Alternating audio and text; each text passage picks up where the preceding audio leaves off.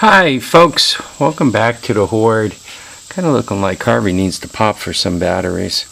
So it's somewhere around noon. Got a bright sunny day going on here. You guys know I just got back from my son's place, and whenever I go there, I really like to go to the Grove Flea Market. It's in Mechanicsburg, Pennsylvania, right on Williams Grove Road. And I've described how it used to be part of the property was part amusement park, and the local steam club has a steam engine that goes completely around there. As a matter of fact, they got I think it's called Steam Days at the William Grove Steam Engine Park. And you say, what's the big deal? Folks really do some cool stuff. I saw one of the guys had his trailer open, and inside of it he had a garden tractor that he turned into a fire truck, and it was beyond cool. I mean, this thing was amazing. He had, it was probably a 30, maybe a 50-gallon tank in the back bed of it. He extended it, and then in the back bed of it, he put this tank, and on the sides of it were ladders, and it was red. He fabricated, all the pieces to make a really cool fire engine out of this garden tractor. I mean, it was great. I thought it was the greatest thing since sliced bread. I tried to shoot some pictures of it with my cell phone. It was threatening rain, and the first few drops were falling, so he wasn't willing to roll it out. But it was cool. So anyway, if anybody's in that area, Mechanicsburg, the William Grove Steam Club, I think that's what they call themselves, or Steam Association. They're having Steam Days, I think it's called. I think it's next weekend or the weekend after. It's before Labor Day. Go look at their website. I'm sure everybody here could spell Williams Grove, and I'm sure you can look up Mechanicsburg, Pennsylvania, and I'm sure you guys could find everything you need to find out. Anyway, we got rained out of there. So only about a quarter of the vendors showed up, and everybody was kind of looking at the sky and a little skittish. A lot of people only put out part of their stuff. But the biggest thing I got out of the entire mess was this rolling cart, right? What it was used for was dishes, right? You put dishes in here and you stuff this full of dishes. So not only was it capable of carrying weight, but you were also able to store weight in it.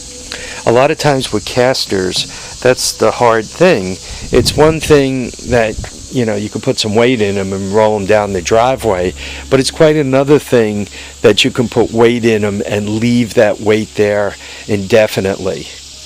If I decide I don't want this top piece on here for whatever reason, I could just undo a few bolts, and this whole top thing comes off. Then I just have the bottom dolly, or I could cut it also.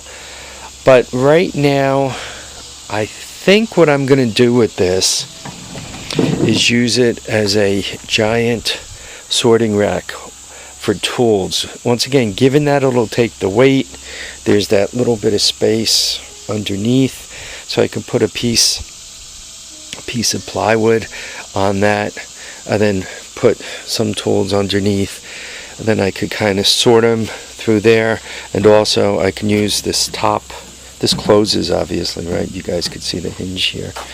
I could close it. This swings upward, right? And then the top closes. Unfortunately, with the top closed, the bottom of it appears to be watertight to some extent, so you do build water in it, but the top is not watertight because I had stuff in it, and you guys could see the dancing werewolf box got wet. So anyway, this is one thing. This was $30. Whoever got it,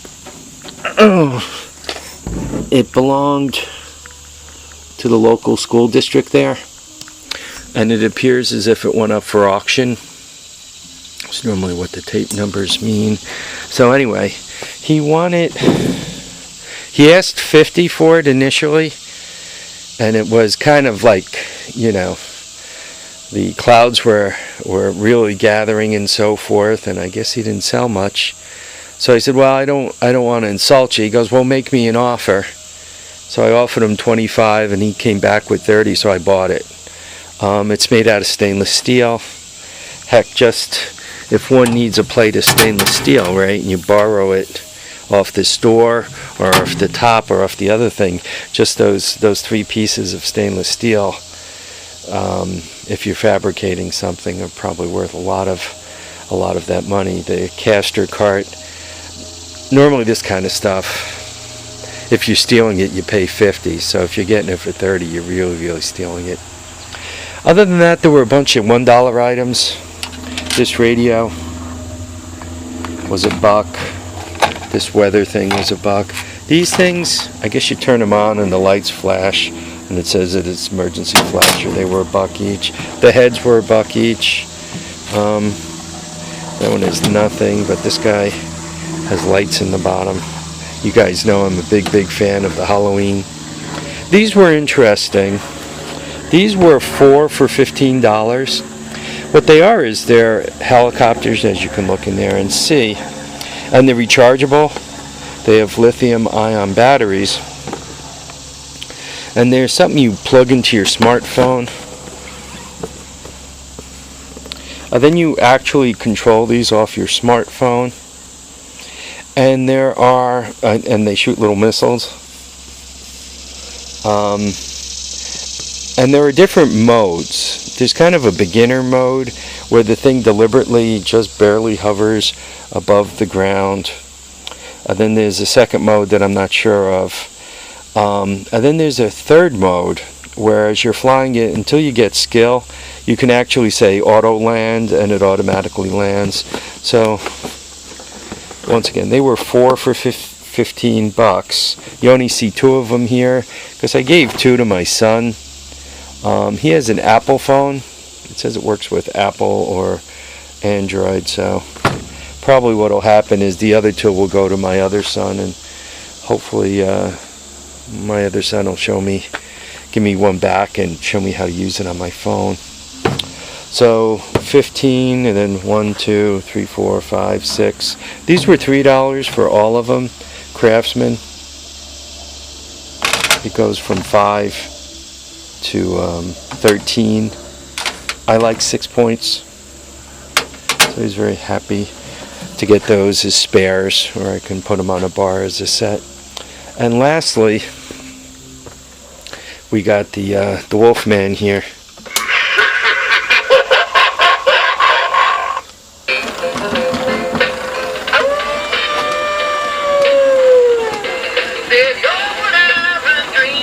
So he cost $8. So you guys could see I didn't spend much, somewhere around 50, I guess. But you know, considering the place was only running at about 25% capacity, I thought that was really not some bad finds. You guys know I hit markets hard.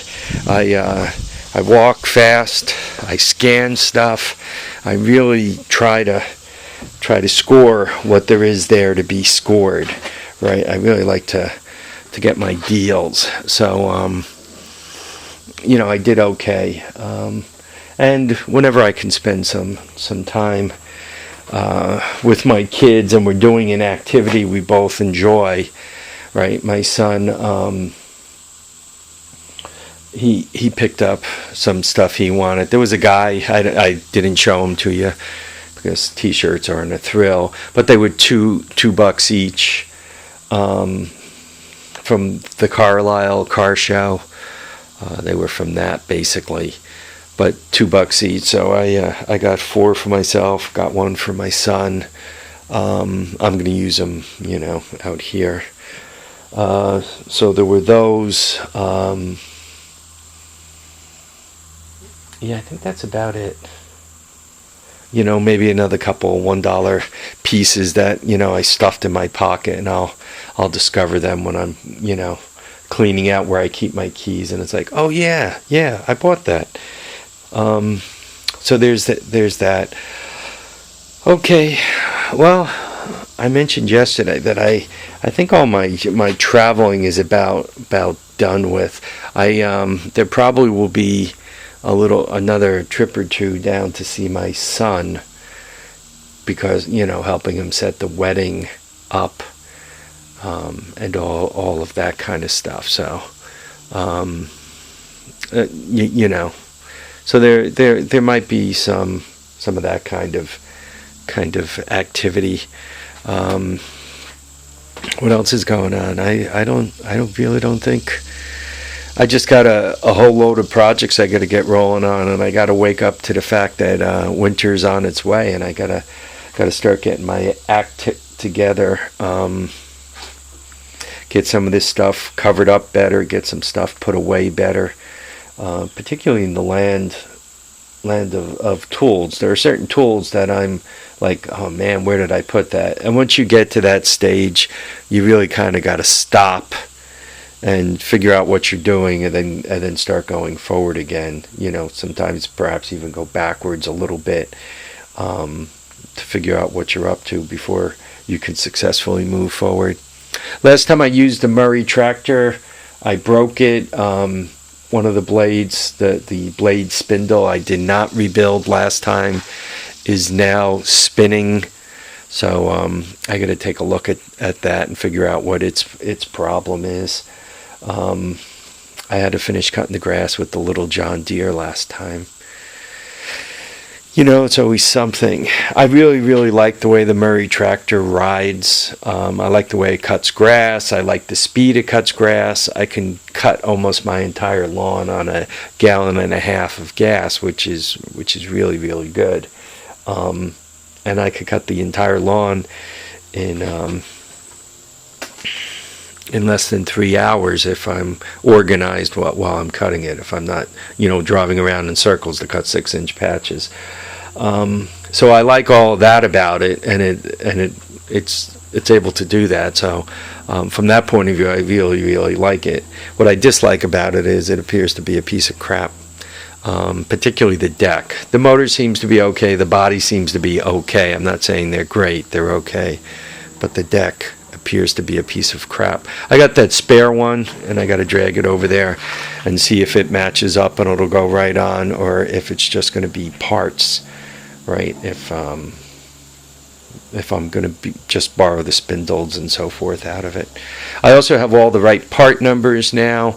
So last time I bought some parts and then had to alter them. I had to cut the adapters. I mean, which is good, right? It got me using the lathe, and you know, whenever you use something, you learn something, you get better at using stuff. But even with all of that, it you know, one should order the right parts, not have to adapt the wrong ones.